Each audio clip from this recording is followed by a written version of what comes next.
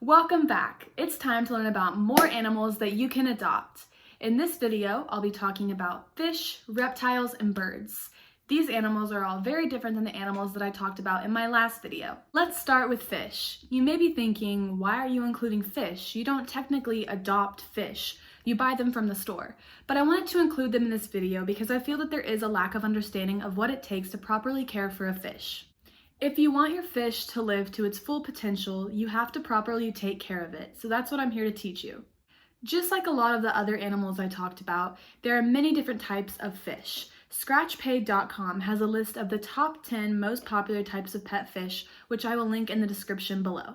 Before buying a fish, you should definitely do your research on what fish will suit you best, because the different types of fish vary greatly. For example, some fish live way longer than other fish, so think about how long you want this fish for. You have probably at least once in your life seen a huge tank full of a variety of fish, different colors, shapes, and sizes. As a kid, whenever I saw those, I wanted one of my own. I loved observing all the different fish and all the different things they were doing, and I'm sure you can relate. But it's very important to know that some fish don't go well with other fish. It may seem like all these different types of fish in this one tank go together so well, so all fish will get along like that, but that sadly is not the case. Some fish are just not meant to be with other fish.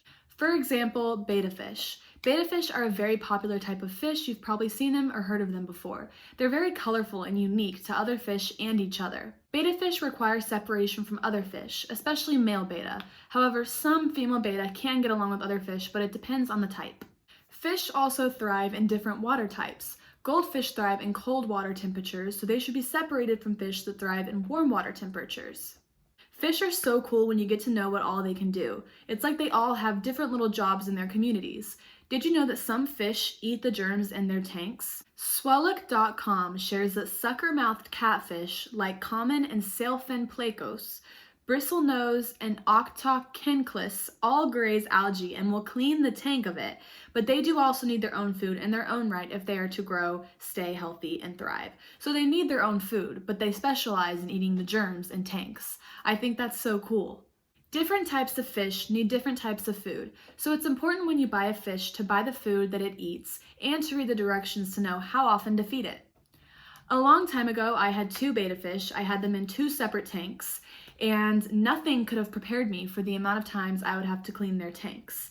I knew that going into buying a fish, that meant that I would have to buy a tank and keep up with it and maintain it and clean it, but I didn't know until the day I bought them how much I would actually have to clean their tanks. I had to clean both of the tanks every single week, which is crazy. I didn't put filters in the tanks because it was too tough on the water for my fish. They couldn't really swim well, so that came with it. Some fish don't need their tanks cleaned except for like 2 times a year, especially when they have a filter. But for betta fish, it is common that they need to be cleaned every single week. It is very important to clean your fish tanks because you don't want your fish getting sick. With cleaning the tanks comes water conditioning. Water conditioning is a formulation designed to be added to tap water before it is used in an aquarium. Every tank is different. Be sure to do your research. I could go on and on about fish, but that would be the whole video. So let's move on to reptiles. Reptiles. Just like fish, there are so many different types of reptiles. PaddockParkVet.com has a list of the best reptile pets for beginners. This list includes, but is not limited to, leopard geckos, bearded dragons, crested geckos, etc. There are many different factors that go into buying a reptile.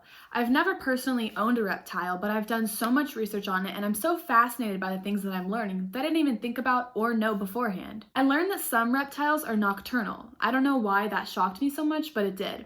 I also learned that some of them spend most of their time hiding and digging, and that they're very friendly pets, which surprisingly kind of shocked me.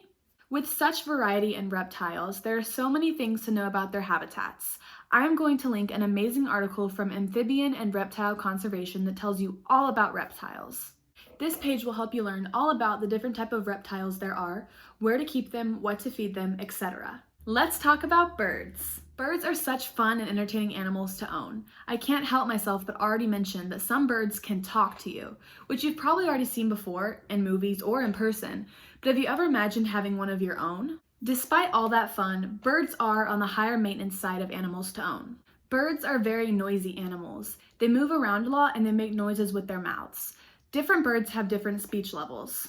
It is important to familiarize yourself with the different type of birds and their different type of noise levels. Some will be more noisy than others. Birds also live a very long time. Obviously it depends on different breeds, it varies, but on average the lifespan of a bird is 50 years. So you really have to take that into consideration. How old are you? Will you be able to outlive the bird? Do you think that 50 years from now you'll still be able to take care of that bird? You really have to think about it. Birds also need a lot of company, for they are not truly domesticated. Birds are also very intelligent animals, so they need a lot of mental stimulation. Having an extra room where the bird can fly around is ideal. Keeping them in their cage 24/7 for the rest of their lives is not a good idea. They need to be let out and have some freedom. However, you should be careful doing that and making sure that there are no ways for the bird to escape, because if it's not a trained bird, it most likely will escape if it can. Birds require specific care. It is important to do your research and understand what birds need, such as diets. Bird Watching Bliss has an article on what different types of birds eat, which I will link down below. This video is also filled with a lot of information, so I'll stop there. The goal for this channel is sustainability. This channel won't be going anywhere, so always feel free to come back if you need a refresher on any information that I share, or if you decide to adopt a pet later on, come back. As always, I will link the sites that I mentioned in this video. Thank you so much for watching.